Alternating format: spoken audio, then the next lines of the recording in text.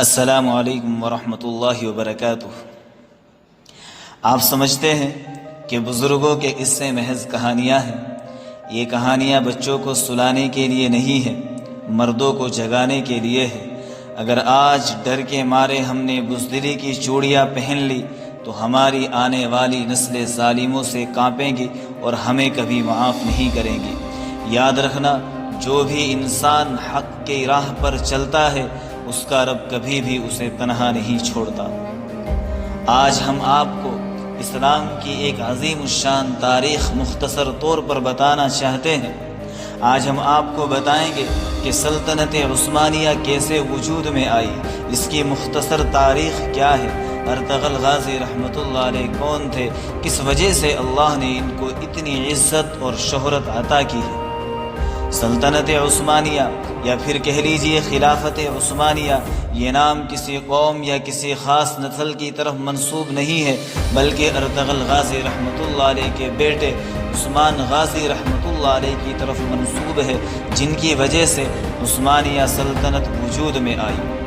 قبل اس کے کہ ہم آپ کو بتائیں کہ سلطنت عثمانیہ کے بانی عثمان غازی رحمۃ اللہ علیہ کون تھے، اس سے پہلے ہم ان کے والد محترم ارطغرل غازی رحمۃ اللہ علیہ کے بارے میں بات کر لیتے ہیں کہ ارطغرل غازی رحمۃ اللہ علیہ کون تھے۔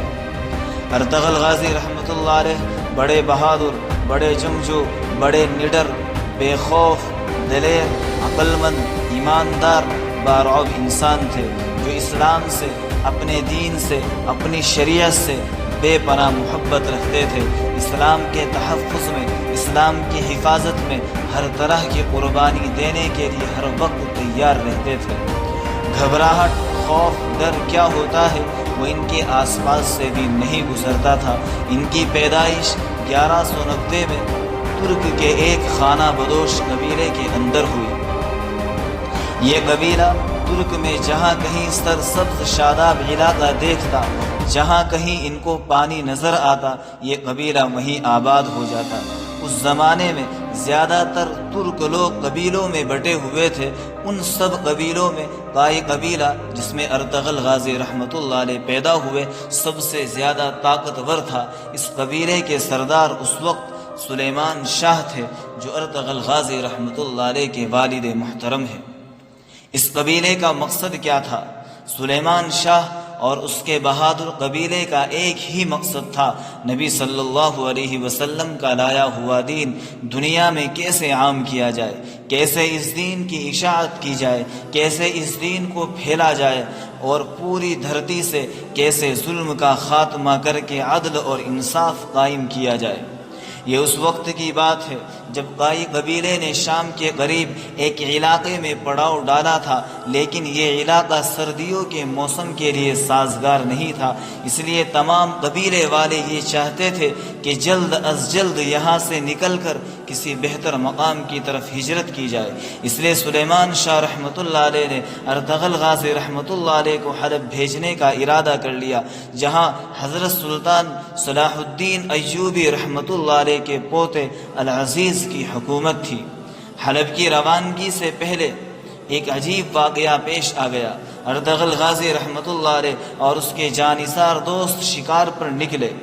جب انہوں نے دیکھا کہ کچھ صلیبی قیدیوں کو لے کر جا رہے ہیں، انہوں نے ان صلیبیوں سے قیدیوں کو آزاد کرانے کے لیے ان سے جھڑپ کی، ان سے جنگ لڑی، جس میں صلیبیوں کا ایک سردار مارا گیا، جس سے صلیبی قائی قبیلے کے دشمن بن گئے۔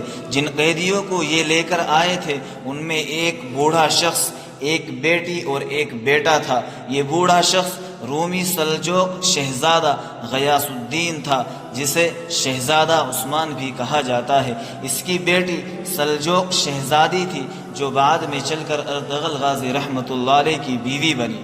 ساتھ میں اس کا بھائی بھی تھا۔ جب ارطغرل غازی رحمۃ اللہ علیہ حلب پہنچے تو وہاں جا کر یہ سازشوں کے شکار ہو گئے، لیکن اپنی بہادری اور اللہ کے فضل سے یہ وہاں سے بچ نکلے اور ایوبی سلطنت کو بھی ناپاک عزائم رکھنے والوں سے بچا لیا۔ ارطغرل غازی رحمۃ اللہ علیہ کو جو علاقہ سلطان کی طرف سے ملا وہ صلیبیوں کے قلعے کے بالکل نزدیک تھا، اتنا نزدیک تھا کہ اس میں رہنے کا مطلب موت کو گلے لگانا۔ قبیلے کے تمام معزز لوگوں نے اس کی مخالفت کی، لیکن سلیمان شاہ رحمۃ اللہ علیہ کے حکم پر یہ قبیلہ اسی جگہ آباد ہو گیا۔ صلیبیوں نے اپنے سردار کا بدلہ لینے کے لیے قائی قبیلے پر حملہ کیا، لیکن قائی قبیلہ اتنا زیادہ طاقتور اور بہادر تھا کہ انہوں نے صلیبیوں کے قلعے پر حملہ کر کے اسے فتح کر دیا۔ ایک وقت ایسا آیا کہ مسلمان ہر طرح سے کمزور ہوتے جا رہے تھے۔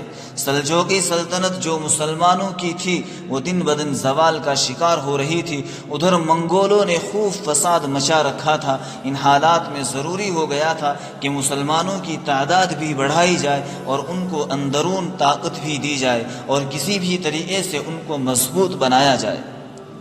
ادھر 1225 میں سلیمان شاہ رحمۃ اللہ علیہ کا انتقال ہو گیا۔ ان کے انتقال کے بعد اب قیادت کا مسئلہ درپیش تھا کہ اسی دوران منگولوں نے، ظالموں نے قائی قبیلے پر حملہ کر دیا اور قائی قبیلے کو آگ لگا دی، جس میں پورا قبیلہ تہس نہس ہو کر رہ گیا اور ترگت یعنی نور گل کی بیوی اس میں جھلس کر رہ گئی، جس کی آگے چل کر اسی وجہ سے موت ہو گئی۔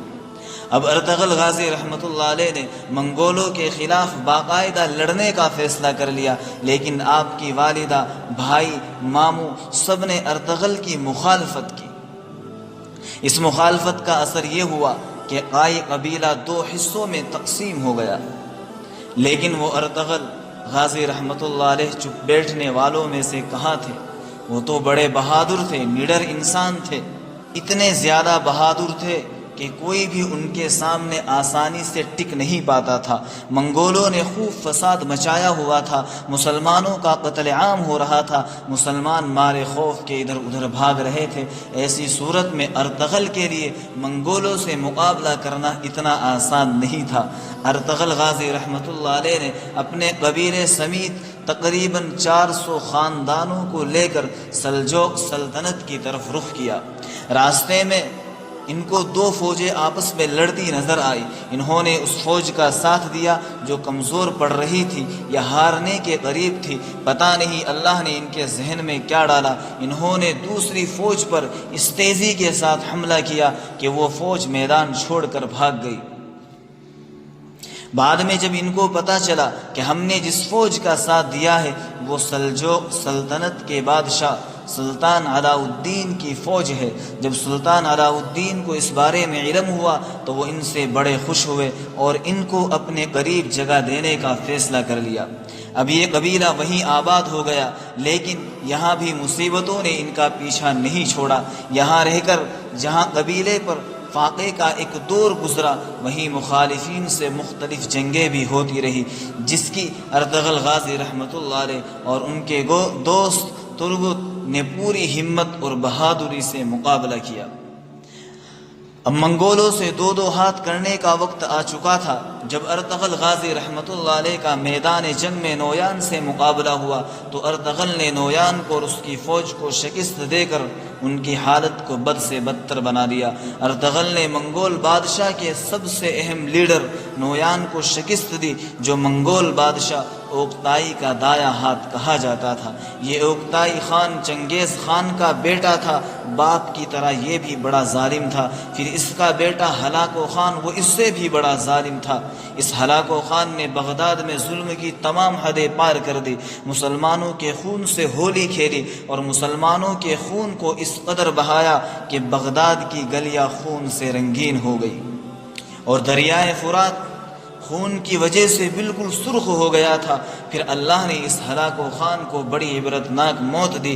ایک مرتبہ اس نے مسلمانوں کا خون بہانے کا ارادہ کیا۔ اس ظالم کو مسلمانوں کا بہتا ہوا خون بڑا پسند آتا تھا۔ اس نے مسلمانوں کی 3 صفیں لگوائی، جلاد کو حکم دیا کہ سب کی گردنیں اڑاتا چلا جا، اور خود ایک گھوڑے پر بیٹھ کر تماشا دیکھنے لگا اور زوردار قہقہے مارنے لگا۔ اسی بیچ اس نے دیکھا کہ ایک بوڑھا آدمی پہلی صف سے دوسری صف میں آ گیا، دوسری سے تیسری میں آ گیا، پھر تیسری سے باہر نکل گیا۔ اس نے کہا اس بوڑھے سے کہ آج تجھے کون بچا سکتا ہے، آج تجھے مجھ سے کوئی نہیں بچا سکتا۔ اس بوڑھے نے کہا کہ اللہ کی ذات بچانے والی ہے۔ جب اس نے یہ الفاظ کہے تو وہ غصے میں آیا اور غصے میں پاگل ہو کر اس پر حملے کے ارادے سے آگے بڑھا۔ اس کے ہاتھ سے تلوار چھوٹ کر نیچے گر گئی، اس کا بیلنس بگڑ گیا۔ اللہ کی شان دیکھیے، گھوڑے نے دوڑنا شروع کر دیا، یہ گھسٹتا ہوا پتھروں کے بیچ دوڑتا رہا اور اس طریقے سے جہنم رسید ہو گیا۔ بے شک ظالم اپنے انجام تک بہت جلد پہنچنے والے ہیں۔ ارطغرل غازی رحمۃ اللہ علیہ اور ان کے دوستوں نے صلیبیوں کی صفوں میں ماتم مچایا ہوا تھا، لیکن کیا آپ کو پتا ہے کہ ان کے پیچھے کس روحانی شخصیت کا ہاتھ تھا؟ اللہ کے نبی صلی اللہ علیہ وسلم کی برکت سے ان کے پیچھے اللہ نے جن کی ذمہ داری لگائی تھی ان کا نام شیخ محی الدین ابن العربی تھا۔ ابن العربی بہت بڑے عالم ہیں، بہت ساری کتابیں آپ نے لکھی ہے اور تصوف میں آپ کا کوئی جواب نہیں ہے۔ ان کی دعاؤں کی برکت سے اللہ نے کئی مرتبہ ارطغرل غازی رحمۃ اللہ علیہ کو دشمنوں سے بچایا۔ اب ایک مختصر نظر ارطغرل غازی رحمۃ اللہ علیہ کے دوستوں پر ڈالتے ہیں۔ ارطغرل غازی رحمۃ اللہ علیہ کے یہ دوست پہاڑ میں چھپے ہوئے تھے، کیونکہ منگولوں نے ان کے ماں باپ کو شہید کر دیا تھا۔ اس وقت ان کا کوئی بھی نہیں تھا، نہ ماں باپ، نہ کوئی خاندان، نہ کوئی قبیلہ۔ ایک مرتبہ ارطغرل غازی رحمۃ اللہ علیہ اس پہاڑ کے قریب سے گزر رہے تھے، ان کی آپس میں ملاقات ہوئی۔ ارطغرل ان تینوں کو اپنے قبیلے لے کر آ گئے۔ اب ان میں اتنی گہری دوستی ہو گئی کہ ایک دوسرے کو بھائی سے بڑھ کر چاہنے لگے۔ یہ تینوں ارطغرل کے بہادر اور وفادار دوست تھے۔ ان میں سب سے زیادہ بہادر اور سنجیدہ ترگت یعنی نورگل تھے۔ ترگت یعنی نورگل تلوار کی جگہ ہمیشہ کلہاڑی استعمال کیا کرتے تھے اور انتہائی مہارت کے ساتھ کلہاڑی سے باطل کو نیست و نابود کر دیا کرتے تھے۔ ان کے متعلق تاریخ کے اندر لکھا ہے کہ انہوں نے 126 سال عمر پائی اور 100 سال سے زیادہ عمر ان کی جہاد میں گزری۔ 100 سال سے زیادہ عمر ان کی اللہ کے راستے میں گزری۔ یہ اور ارطغرل دونوں ہم عمر تھے، لیکن یہ ارطغرل غازی رحمۃ اللہ علیہ کی بڑی عزت کیا کرتے تھے۔ ارطغرل غازی رحمۃ اللہ علیہ 90 سال کی عمر میں اللہ کو پیارے ہو گئے۔ آپ کی وفات کے بعد انہوں نے آپ کے بیٹے عثمان غازی رحمۃ اللہ علیہ کا بھی پوری وفاداری کے ساتھ ساتھ دیا۔ انہوں نے اپنی زندگی میں 5 مختلف کلہاڑی اور 7 تلواریں استعمال کی، جو آج بھی استنبول کے عجائب گھر میں موجود ہے۔ ارطغرل غازی رحمۃ اللہ علیہ نے اور آپ کے دوستوں نے اور آپ کے قبیلے والوں نے اسلام کی خاطر خوب جنگیں لڑی اور زندگی میں خوب اتار چڑھاؤ دیکھے، لیکن دشمن کے آگے کبھی سر نہیں جھکائے۔ 1281 میں 90 برس کی عمر میں ارطغرل غازی رحمۃ اللہ علیہ اس دنیا کو الوداع کہہ کر مالک حقیقی سے جا ملے اور آپ کے بعد آپ کا جانشین آپ کا بیٹا عثمان بنا۔ یہ وہی عثمان ہے جن کی وجہ سے خلافت عثمانیہ وجود میں آئی۔ بہت سے احباب سمجھتے ہیں حضرت عثمان غنی رضی اللہ تعالی عنہ کو ان سے جوڑ دیتے ہیں کہ شاید ان کی وجہ سے خلافت عثمانیہ بنی۔ یہ ان سے بہت بعد کے ہیں۔ یہ عثمان ارطغرل غازی رحمۃ اللہ علیہ کے بیٹے ہیں، وہ صحابی رسول ہے، عثمان بن عفان ہیں۔ عثمان بھی اپنے والد کی طرح پکا سچا مسلمان تھا، بچپن سے ہی بڑا بہادر تھا۔ انہوں نے بھی فتوحات کا سلسلہ جاری رکھا۔ جب چاروں طرف سے مسلمانوں کی سلطنتیں ختم ہو گئی تو اب انہوں نے اپنی ایک سلطنت قائم کرنے کا اعلان کر دیا، جسے ہم سلطنت عثمانیہ کے نام سے جانتے ہیں۔ انہوں نے بہت سارے علاقے فتح کیے اور آخر میں بہت سارے علاقے فتح کرنے کے بعد ایک عالی شان سلطنت ان کی برکت سے وجود میں آئی۔ یہ سلطنت مسلمانوں کی عالی شان سلطنت تھی، جس کا نام ہی سن کر باطل کانپ جاتا تھا، اور اس سلطنت کی برکت سے پورا عالم اسلام، دنیا بھر کے تمام مسلمان ایک پلیٹ فارم پر جمع ہو چکے تھے۔ برسا کی فتح کے بعد سلطان عثمان غازی رحمۃ اللہ علیہ بیمار ہوئے اور 1323 میں ان کی وفات ہو گئی۔ مرنے سے پہلے اپنے بیٹے کو چند نصیحتیں کی۔ جب سلطان عثمان غازی رحمۃ اللہ علیہ کا انتقال ہوا، اس وقت سلطنت کا رقبہ 16,000 مربع کلومیٹر تھا۔ 150 سال کے اندر یہ دنیا کی سب سے مضبوط طاقتور سلطنت بن گئی تھی۔ اس سلطنت کے قائم ہونے کے بعد تمام مسلمان متحد ہو چکے تھے اور تمام مسلمان ایک دوسرے کے درد کو، ایک دوسرے کی بے چینی اور تکلیف کو سمجھنے لگے تھے اور ایک دوسرے کے کاموں کے اندر ہاتھ بٹانے لگے تھے، اور پوری دنیا میں مسلمانوں کا ایک الگ ہی رعب پڑنے لگا تھا۔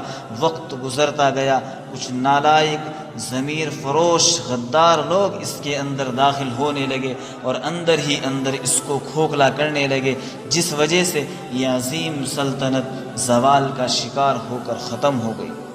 یہ سلطنت 1291 عیسوی سے لے کر 1924 عیسوی تک قائم رہی، یعنی 600 سال تک ترکوں نے اپنی تلواروں کی مدد سے امت مسلمہ کا دفاع کیا۔ اپنے دور میں مسجد نبوی، مسجد حرام، گنبد خضرا کی جدید تعمیر کروائی۔ اس کے علاوہ سیدنا امیر حمزہ رضی اللہ تعالی عنہ کا مزار درست کروایا۔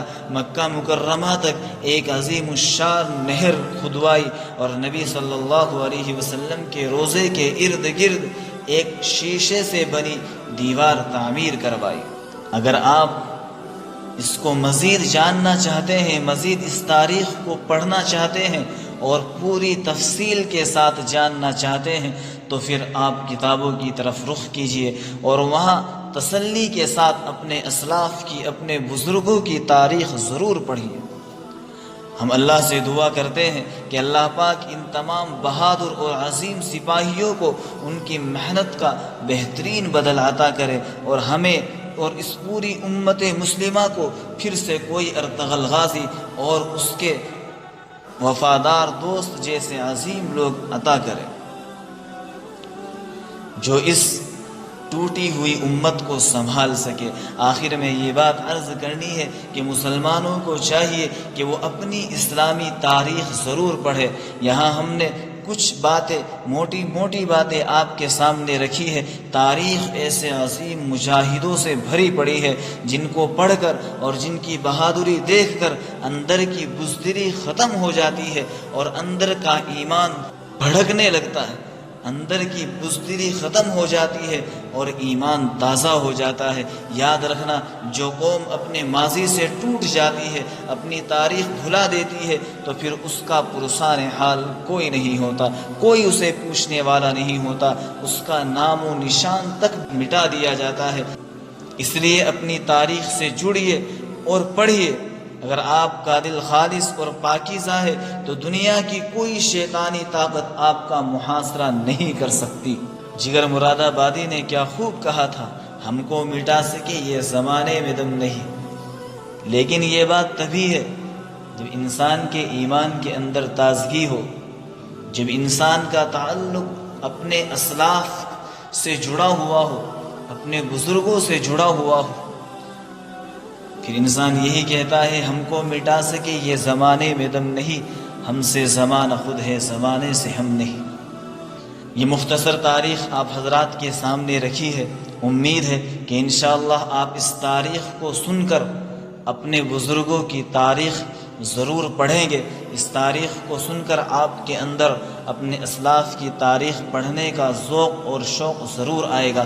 امید ہے کہ انشاءاللہ آپ ان بزرگوں کو اپنی دعاؤں میں ضرور یاد رکھیں گے اور ان بزرگوں کو بارہا دعاؤں سے نوازتے رہیں گے۔ اللہ سے دعا ہے کہ اللہ پاک ہم سب کو اپنے بزرگوں کی، اپنے اسلاف کی قربانیاں یاد رکھنے کی اور ان راستوں پر چلنے کی توفیق عطا فرمائے، اور ان عظیم مجاہدوں کی اللہ پاک ہر چھوٹی بڑی قربانی کو اپنی بارگاہ میں قبول فرمائے۔ السلام علیکم ورحمۃ اللہ وبرکاتہ۔ Subscribe Maulana Farman Naseem to get more videos.